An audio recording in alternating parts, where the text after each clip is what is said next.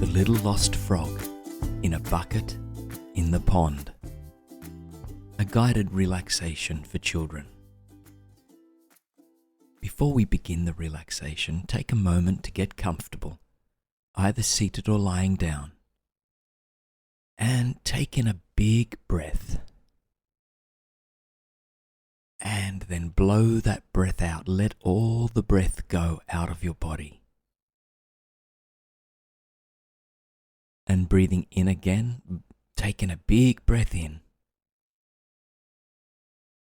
And blow it out through your mouth. Let all the air go out of your mouth. And one more time, taking a big breath. Breathing in.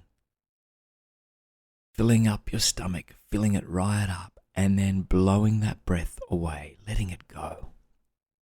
Getting settled into a space. And it's time now to forget everything about what's happened today and just simply enjoy this story. Once upon a time, there was a little frog who lived in a pond. This little frog was a bright, leafy green with a white belly and sticky orange fingers. And although he was little, he was always curious. He liked to go on adventures with his brothers and sisters, and together they would explore the pebbly shore of their pond, play tag in the rushes and grasses, and go for long swims in the summer sun. At the end of every day, they would return home to their very own lily pad, where the mother would serve them a delicious frog dinner, like fly sandwiches and roasted grasshoppers. She would read them a story and tuck them into their beds, where the little frog and his siblings would rest under blankets made of soft leaves.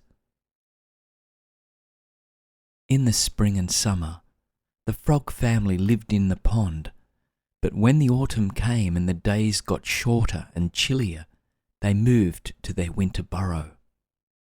Together, the frog family would gather up their toys and possessions and hop a little way into the woods, where they had a little underground home amongst roots of an enormous maple tree. Everyone would help sweep out the dust and dead leaves, and then, before the first snowfall of the year, the mother and father would close the door to the burrow, and the family would spend the winter wrapped in cotton fluff coats, telling stories and roasting marshmallows in their little fireplace. Our story begins shortly after all of the snow had melted for the year, and all the ice had thawed off the pond.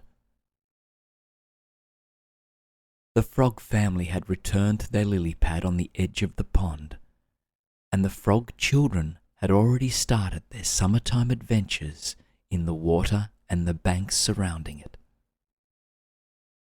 Already this year, they had met a family of minnows that lived under a fallen log on the shallow end of the pond.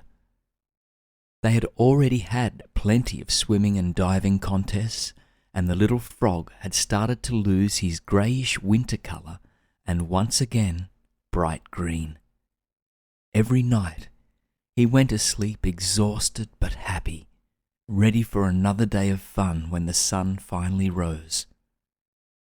But one morning, he woke up to find he wasn't asleep on his lily pad. Instead, he was trapped inside a red plastic bucket.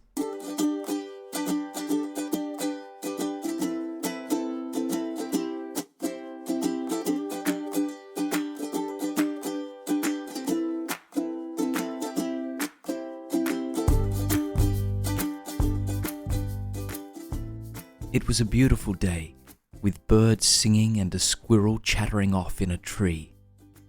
In a few hours, it would be hot and sunny, a perfect day for swimming in the clear water of the pond. But the little frog wouldn't be able to swim, because he was stuck, sitting in the middle of a red plastic bucket, which bobbed and rocked in the water each time the morning breeze brushed its edges. The sun had come up, and the little frog could feel its golden light warming up the plastic sides of the bucket. How could he have gotten here? Perhaps the wind had blown his lily pad bedroom over to the bucket, and he tipped in. Maybe he had sleep hopped into the pail. Whatever had happened, the little frog was here now, and he was trapped. "Mom," the little frog croaked. "Dad, where are you?" Nobody answered. The only sounds were the birds and the soft rustling of the rushes as they blew in the breeze. The little frog croaked again. "Where are you?" he asked, louder and louder, until he heard a faint ribbit off to his right. "We're over here on the edge of the pond," his father croaked. "We can see the red pail floating on the water." "I'm stuck," replied the little frog, and he suddenly felt very sad. "Will I be trapped here forever?" "No," his father croaked back. "You can get out, but we can't help you. You will have to hop out yourself." With this, the little frog felt even sadder. He had always been the smallest of all his siblings. He had never been able to jump the highest, or swim the furthest, or to ribbit the loudest. He was just a little frog, and now he was trapped in this bucket, and nobody could help him. The little frog didn't think he could ever get himself out. From the bottom of the pail, the red sides looked slippery and impossibly tall, more frightening than any of the trees or grasses or rocks that the little frog usually played near. Maybe he would be here forever. His siblings would swim without him, and he would have to catch his own flies and make his own dinner. In the winter he would be trapped here alone, wrapped up in whatever leaves fell into the bucket over the course of the summer. The little frog started to feel frightened. "Mom, Dad," he called. "I don't know how to get out. I'm too little to jump high enough." "You can get out," Father Frog croaked from the edge of the pond, reassuring the little frog. "Your legs are strong, and you can do whatever it takes." And so, with this, the little frog took a deep breath, bunched up his legs, and took the biggest jump he had ever taken in his life. He leapt all the way from the bottom of the bucket to its edge, where the red plastic curled back on itself to form a little lip. He had made it to the top of the bucket. "Look!" cried the little frog. "I jumped out! I did it!" He waved his hands in the air, happy and proud that he had rescued himself from the trap. And that's when, in the excitement of the moment, the little frog lost his balance and went tumbling back into the pail. He was right back where he had started.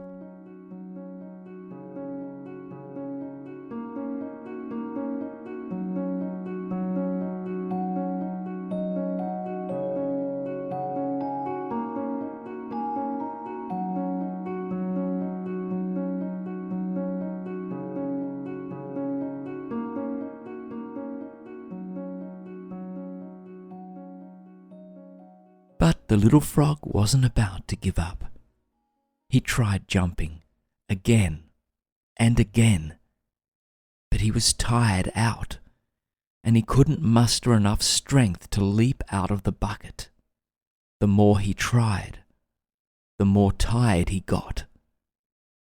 And then, almost out of nowhere, dark storm clouds appeared in the sky, and it began to rain.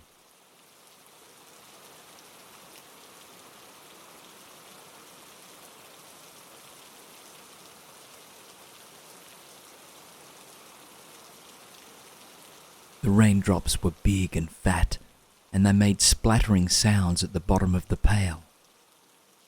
Soon the plastic was too slippery for him to grab. "Oh no," thought the little frog, "I'm really trapped here now."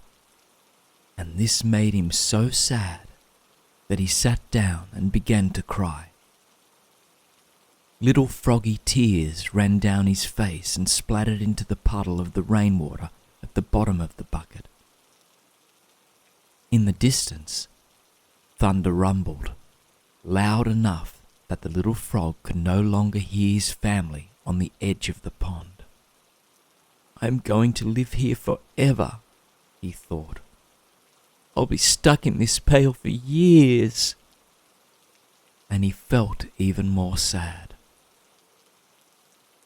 The rain started to fall harder, fat droplets plunking into the bucket.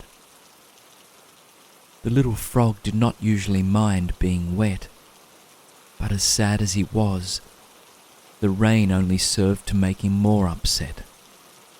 Before too long, the rain had started to fill the bucket, and the little frog was standing up to his tiny froggy ankles in chilly water.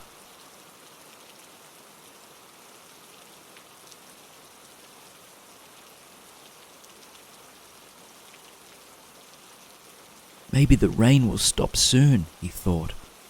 "Or maybe it will be just like this forever." He made a sad little ribbit noise and wiggled his toes in the water. And that's when he heard the familiar voice of his friend Daisy, a bright golden dragonfly, as she landed on the edge of the red bucket. "What's wrong?" she asked. "I'm trapped here," said the little frog. "I'm too weak to get out." And then he started to cry again. There, Daisy said. "You might not be able to jump out, but surely there is another way out of this situation." "There isn't," wailed the little frog, as the rain began to fall harder, pouring down in sheets.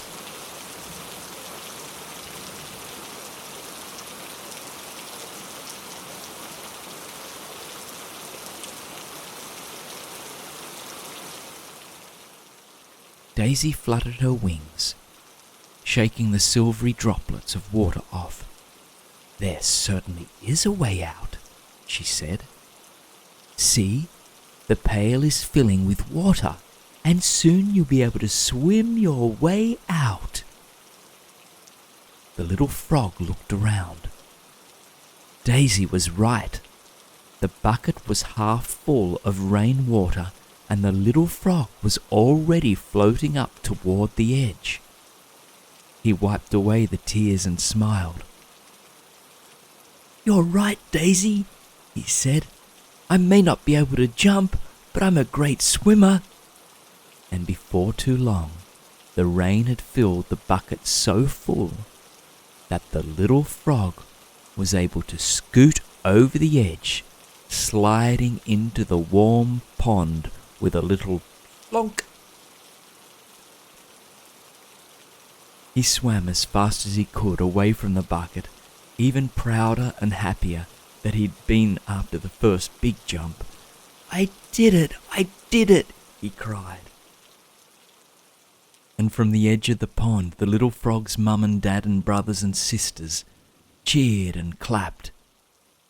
Even though he was little, the frog had found a way to solve the problem, with a little help from his friend Daisy. And with that, the frog family returned to their lily pad house, where Mother Frog tucked all the children into their soft little beds. And the little frog slept very well that night, safe and sound, and he dreamt of the adventures yet to come. The end.